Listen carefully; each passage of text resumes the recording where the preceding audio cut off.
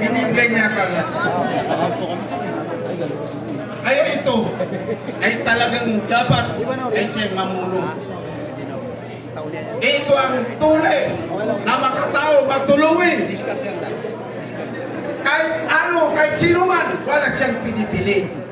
Kaya po mga ginagalang, isang tawag niya sa amin, ay napunta kami kaagad dito.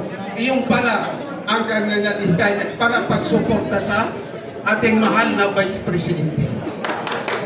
Kaya ano kami mga Muslim ay makasara kami talaga. Makasara kami talaga.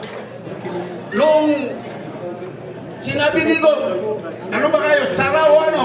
Marcos, and siyempre as a Muslim, Sara Mindanao. Oh, lalo kami nagsisiyahan, lalo kami lumalakas noong kandidato niya, noong sinusuporta niya si Sara Duterte. Lalo kami tumatapang sa pagsuporta namin kay Sara Duterte dahil may makinuha kami kay Chavit Singson. Amin mahal. Kahit ang iutos namin niya po Chavit, sabi niya sa amin, mag-passport kayo, punta kayo ng dahig, gagawin namin yun para lang sa kaya tayo magpasalamat ang ating mahal na gobernador. Ang niyang adhikain ay para kay Sara Duterte, ay sama-sama tayo, tulong-tulong tayo para kay Sara Duterte. Dahil itong si Sara Duterte, siya naman solusyon ng kahirapan, solusyon sa pagnanakaw sa kaban ng bayan, solusyon sa pag-aon, pag-unlad ng ating bayan. Dahil tayo lahat ay minamahal natin ang bayan. At nakikita natin ano bang ginagawa ng mga kongresman, ano bang ginagawa ng mga senador, ang ating presidente, ano bang ginagawa niya sa pera ng bayan. Wala, inubos nila eh. Nakita natin malitang-malita. Oh.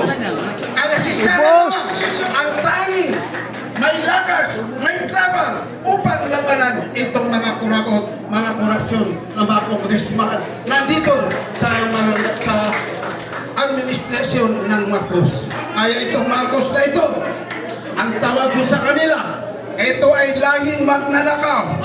Pamilya na lahing magnanakaw. Lolo, anak, apo, lahat magnanakaw. Trilyon ang ninanakaw nila sa pera ng bayan. Nasaan tayo? Kailangan magkakaisa tayo. Bangsa man o ano ka man, Kristiyano man, magkakaisa tayo upang pabagsakin ang himing Marcos. Dahil ito, ano hingay na yun? Kaya